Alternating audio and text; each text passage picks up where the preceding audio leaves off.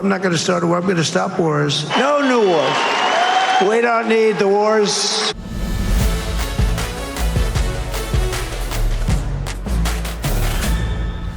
But of course, the real reason Donald Trump rushed home to Washington was to deal with the war between Israel and Iran.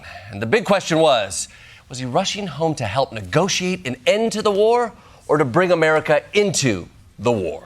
It's the most important decision a nation can make, and one that we've whiffed on for the last 10, 20, 30, 40, it doesn't matter. The point is it'd be really reassuring to know that the president has a clear and consistent plan. So, Mr. President, are you looking for war or a ceasefire? We're not looking for a ceasefire. I didn't say I was looking for a ceasefire. Oh, shit. Okay. He's not looking for a ceasefire. We're looking at better than ceasefire. Oh, great. Yeah, better than a ceasefire. Ceasefire plus. That's great. I hate watching ads. That's wonderful. This is good news. I'm glad you're going to negotiate with Iran. I don't know. I'm not too much in the mood to negotiate. Okay. All right. Not in the mood. Okay. The president's not vibing on negotiations then. So it's war. Because who would negotiate besides you, Mr. President? He's considering sending the vice president to negotiate with the Iranians. I think this is fantastic. J.D. Vance is a great choice to negotiate. The Iranians will agree to anything to get him the out of there. You know what? And it's great for peace, because if Trump is negotiating, it sounds like we're not going to flatten Tehran anytime soon. The president warned everyone in Iran's capital city to flee, posting everyone should immediately evacuate Tehran with no additional explanation. You know what? I could use some additional explanation. Mr. President, I am more confused than ever. Please just sum up your explanation in one clean tweet. President Trump has just posted new comments directed at Iran. We know exactly where the so-called supreme leader is hiding. He is an easy target, but is safe there. We are not going to take him out, and then in parentheses, kill, at least not for now. Okay.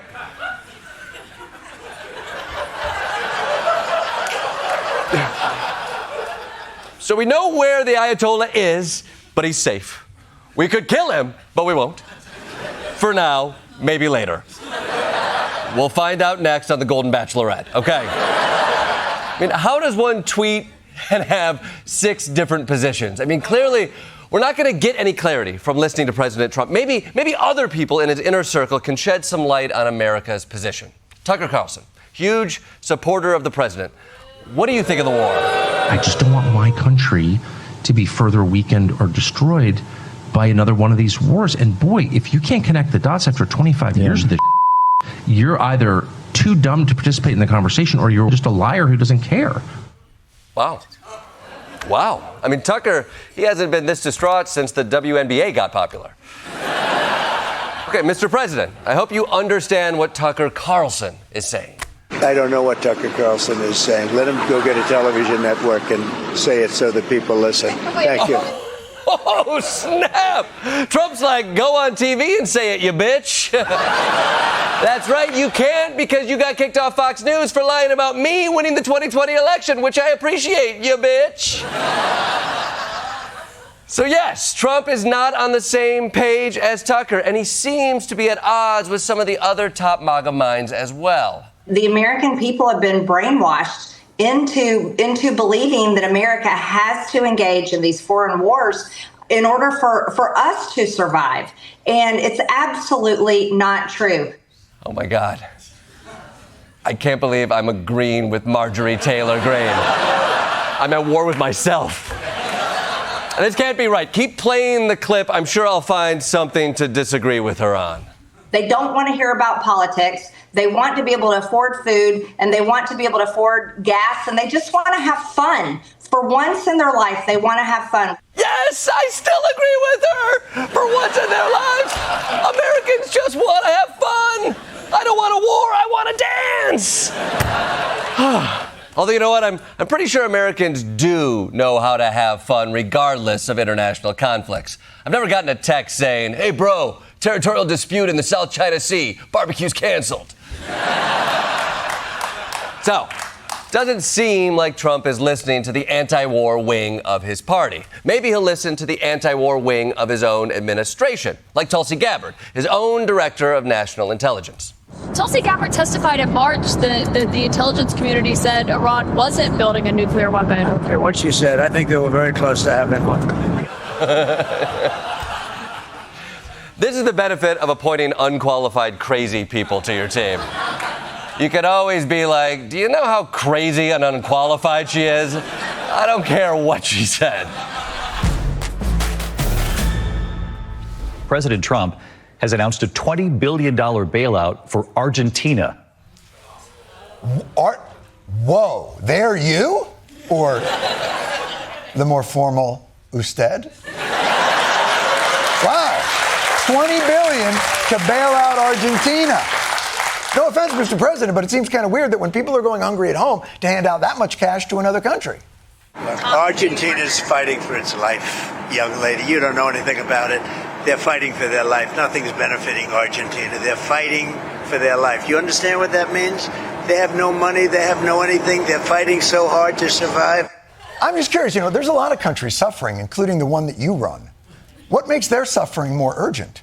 I happen to like the president of Argentina. I think he's trying to do the best he can. How nice for Argentina. If only our president had an in with Donald Trump. We live in bizarro world. The president of the United States is no longer even trying to justify random foreign aid or blatant cryptocurrency corruption or let them eat cake optics. All because he loves us. He claims it's America first. And it creates moments of such blatant irony that words almost fail. Do you know what some of the billions going to Argentina are being used for in the midst of what may be a burgeoning hunger crisis in America? President Donald Trump buying beef from Argentina. Beef? What the f***? Trump is for you, Argentinian beef cattle ranchers. Did you think you were American cattle ranchers? No, you're they, them. They're you and you're they, along with the people on food stamps who will not be able to partake in this new Argentinian beef glut. Wrap your head around that. In a different time on this program, we would illustrate this disparity with a short play. Probably would have had John Oliver come out dressed perhaps like Oliver Twist. We would do a whole thing where he's begging the president, please, sir, I'd like some more beef. Argentinian beef. Yes, and John would be using his fake English accent. John is from Fort Lee.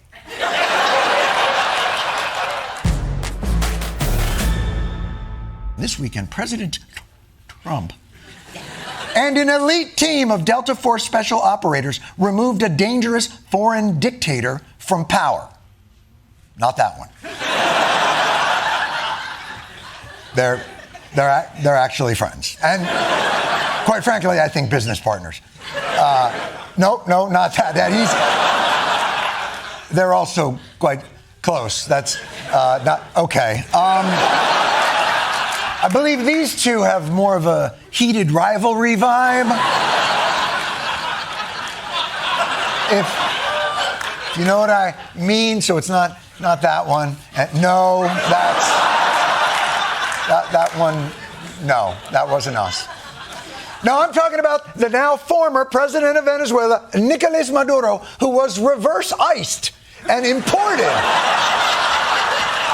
He was actually imported to a jail in Brooklyn. But don't feel bad for him. He was a feared and cruel dictator. Don't worry. Be happy. La, la, la, la, la, la, la. Bobby McFerrin karaoke? You monster. Look, I know that clip makes him seem benign, almost kind of comical. But the truth is, Maduro oversaw a repressive regime that impoverished his nation, silenced dissent, and killed thousands. La, la, la, la. But his iron rule and a cappella terror came to an end on Friday night when U.S. Special Forces raided Caracas, Venezuela's only city, as far as we know, and snatched Nicolas Maduro out of his bedroom, apparently before he could even take off his sleep mask.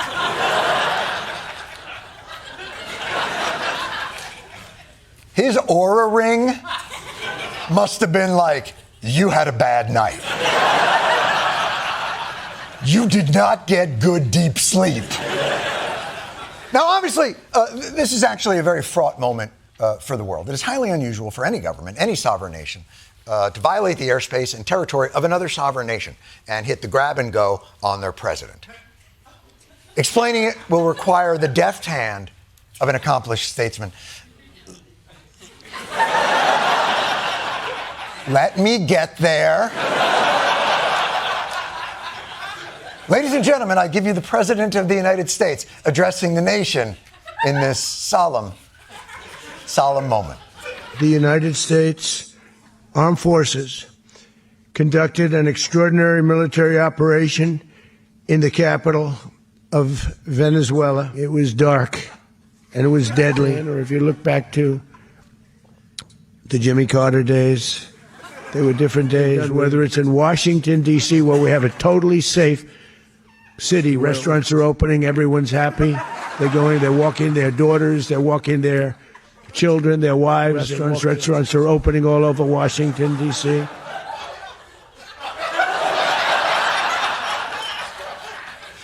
So in closing, if we hadn't grabbed Maduro, you'd still be taking Ubers to Ruth's Chris. Unless you think I'm making our president look cavalier in this moment, here's Trump describing how he experienced this consequential operation. If you would have seen what happened, I mean, I watched it literally like I was watching a television show. And then I flipped over to see who was on Kimmel. I mean, can you believe he still gets to interview Millie Bobby Brown? I mean, he's got no talent. Anyway, back to abducting the president of Venezuela. Look, no one knows how this operation is going to work out. But based on the United States track record, my guess is we're going to be really happy about this for a couple of weeks. And then 30 years from now, there will be a Venezuelan leftist revolution, and the new government will point to this moment as the reason our embassy there is on fire, and it will absolutely ruin a Democrat's presidency. Generally, that's how this shit works. And remember, the reason MAGA was so high on Donald Trump was that he was the guy who wasn't going to get involved with this kind of shit anymore.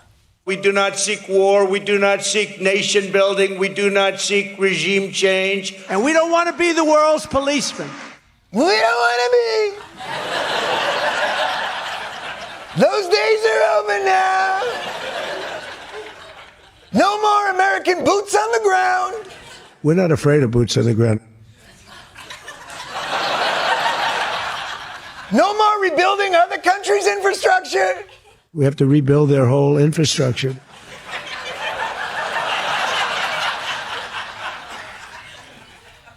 Well, it's not like we're going to be running someone else's country.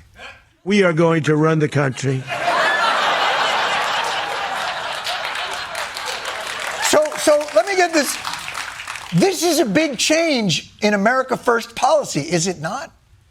And a change in policy this big is going to need some of that Trump marketing and branding magic. And the Monroe Doctrine is a big deal, but we've superseded it by a lot, by a real lot.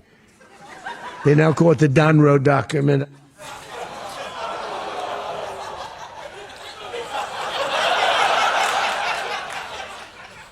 Donroe Doctrine? That's the one when someone calls it out, you go, look, no bad ideas.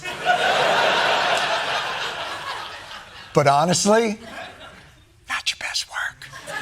The Donroe Doctrine. It's obviously a portmanteau of Monroe and Donald. I guess it's a spin-off of the Monroe Doctrine, famously adopted by President James Monroe in 1823 when he warned colonial powers not to interfere in our hemisphere. Let me let a historian explain. But you look over here, that's Monroe, the Monroe Doctrine. Why is he up there? I think the Monroe Doctrine was pretty important. You know, that was his claim to fame. Claim to fame? Like he ate 18 hot dogs in one sitting? I mean, I guess it's correct. You can't really name another thing Monroe was famous for. But it's not like everywhere Monroe went, they'd be like, hey, aren't you that guy from the Doctrine? Babe, get over here. It's the Doctrine guy. Hey! What are you doing in our hemisphere?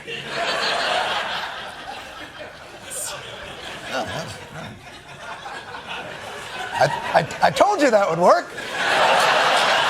A little Monroe Doctrine humor. Slid it in.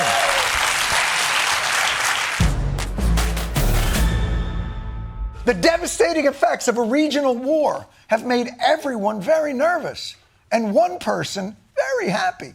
This enables us to do what I have long hoped to do for 40 years. What? I've had 4 decades of regime change blue balls. But of course, the announcement that our nation is at war is the most solemn moment of any president's tenure, and an opportunity to reassure an anxious nation and to reaffirm the righteousness of the cause. A short time ago, the United States military began major combat operations in Iran. Yeah, I'm sorry, can I just jump in here real quick? This is how we're doing this? 2 a.m., Mar-a-Lago basement? No lighting? You don't even have one of those influencer halo things? You just go down in the basement, and this is what we're wearing? Blazer, no tie, shirt unbuttoned? Looking more like the father of the bride settling up with the caterer? Is that what we're doing? And not to nitpick, obviously, but baseball hat? We're going with a baseball hat? For a war of choice? Oh, I'm going to go down and make my war announcement. Don't forget the hat I got you at the airport souvenir store.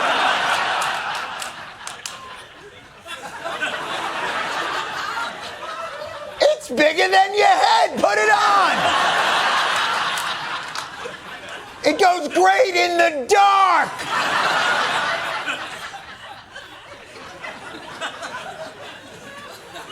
Jesus, man. You had all the options. It's a war of choice. You could have done this at the White House, in a suit, in the I Killed Bin Laden hallway. But no! You decided to go with vacation house, trucker hat, guy who was about to make an announcement at his club's member tournament. It's classy. Reminds me of FDR's Day That Will Live in Infamy speech.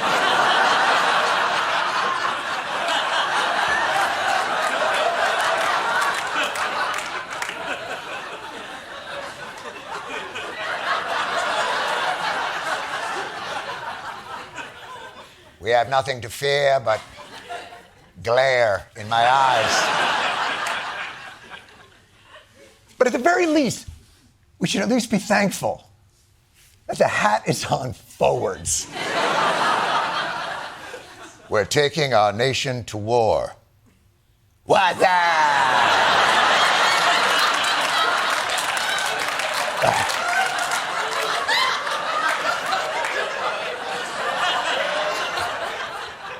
It's all right, I'll give you a mulligan. Come back tomorrow, dressed for the war you want. And then you can give us perhaps a more sober launching of this incredibly consequential moment. The United States and its partners have launched Operation Epic Fury. I'm going to jump in right there, please. Epic Fury? Is this a war, or did the Paul brothers launch another energy drink?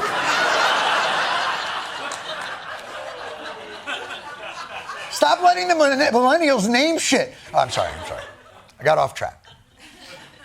How did Operation Epic Fury start? This morning, the US and Israel launching a major wide-scale daytime attack on Iran. Smoke seen rising near government offices and Supreme Leader Ayatollah Ali Khamenei's residence. Ooh, that's got to rattle Khamenei. Although Khamenei's got to be on high alert. I mean, I doubt he's anywhere near a location that obvious, given the advanced surveillance he's been under from American and Israeli intelligence. This is the moment that officials say the 86-year-old Ayatollah was killed. And he stayed in his house. Old people are so f***ing stubborn. It's like Like, you cannot tell them anything. Sir, please, you are in danger here. I'm not leaving. This is my house. I didn't ask you to stay. You can go. I'm staying. What are they going to do? The interesting thing about this war, which just started, was that it was clearly a long time in the planning. And yet the American people have heard very little that is consistent about the war's justification or ultimate aims. In fact, the normally loquacious president had an opportunity with the national press on Sunday night after flying back from Mar-a-Lago to the White House, where I'm sure he'd want to clarify the public's uncertainty and reassure us. President Trump tonight came home from the White House. He usually stops and talks to the press. He completely ignored us, instead stopped and admired some new statues that were being put into the Rose Garden. Come on. That's fake news. He's not a doddering Mr. Magoo having full-on conversations with inanimate sculpted bronze.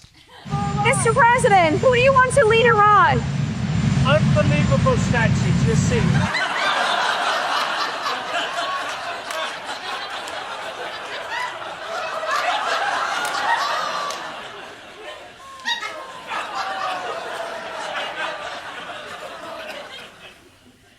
Did you know the founders were 14 feet tall? And so smooth. By the way, if the president isn't being forthcoming in a time of war, it's not his power to declare war anyway. Where's Congress on this? The House is set to vote on the War Powers resolution on Thursday. This coming Thursday? Thursday. Monday, Thursday. You're going to vote Thursday. The war already f***ing happened. This is Trump's whole presidency. He does whatever the f*** he wants. And then a few days later, Congress is like, excuse me. Roll your window down. Excuse me. Excuse me, sir. Roll your window down.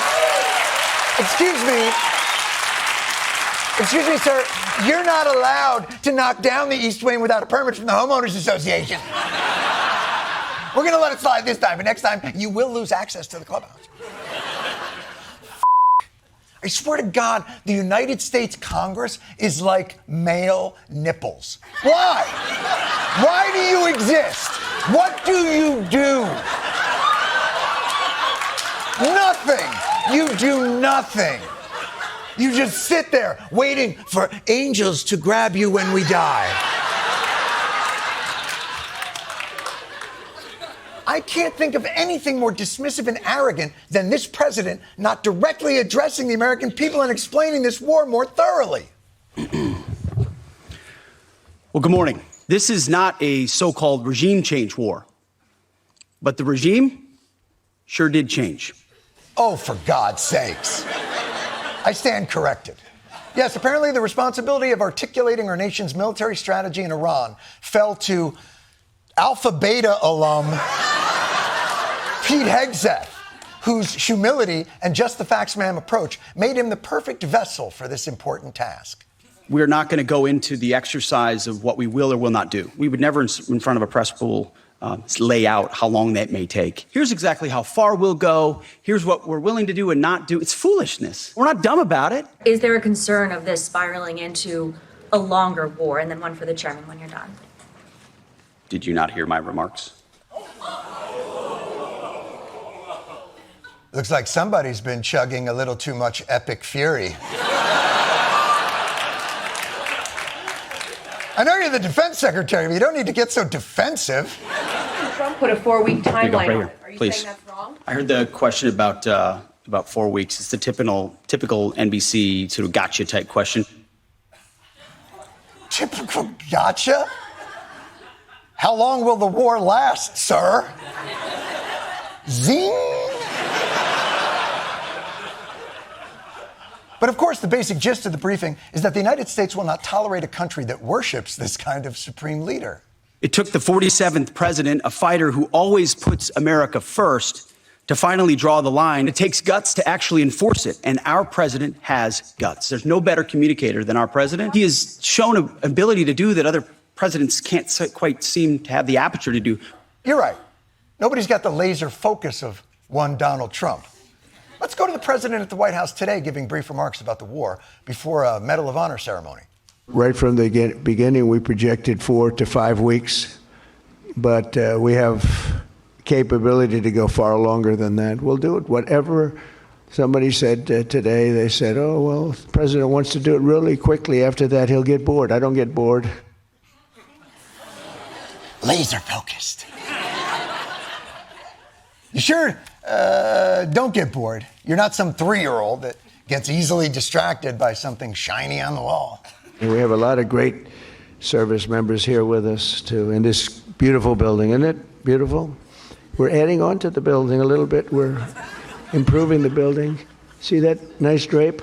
I picked those drapes in my first term. I always like gold, but I think we can save a lot of money. I just saved curtains. But, and it'll be spectacular. It'll be the most beautiful ballroom. I believe it because I built many a ballroom. I believe it's going to be the most beautiful ballroom anywhere in the world.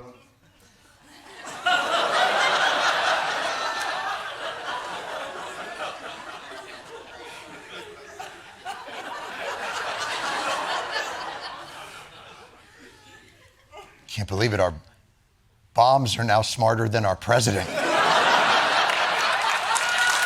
So, well, easy. Little turn. Anyway, back to the war. So will any congressional leaders be more forthcoming with the American people? Is anybody going to let the American people in on the plan here? Is there a plan? Does the president have a plan to guarantee that that happens? No, it's not his job or my job to do this. How many times do I have to tell you? Why are you trying to ruin my war? Why? I just started it. I'm having such a good time. I bought a new suit and shiny shoes. The kind you put a nickel in for good luck in my war. Now, if you excuse me, I have some celebrity canapes and a lime Ricky with my name on it. Good day. I said good day. This is Trump's America. Maybe I'm old-fashioned. But even regimes I disagreed with respected the American people enough or felt some obligation to at least lie to us in prime time. Did anybody get filled in on this? An Israeli military official I spoke to told me that there were thousands of hours of planning between U.S. and Israeli military officials. Oh, anything for the bombing buddy Bibi. You told Israel more than you told us. But like giving a hand job on your birthright trip, it was a secret that stayed in Israel.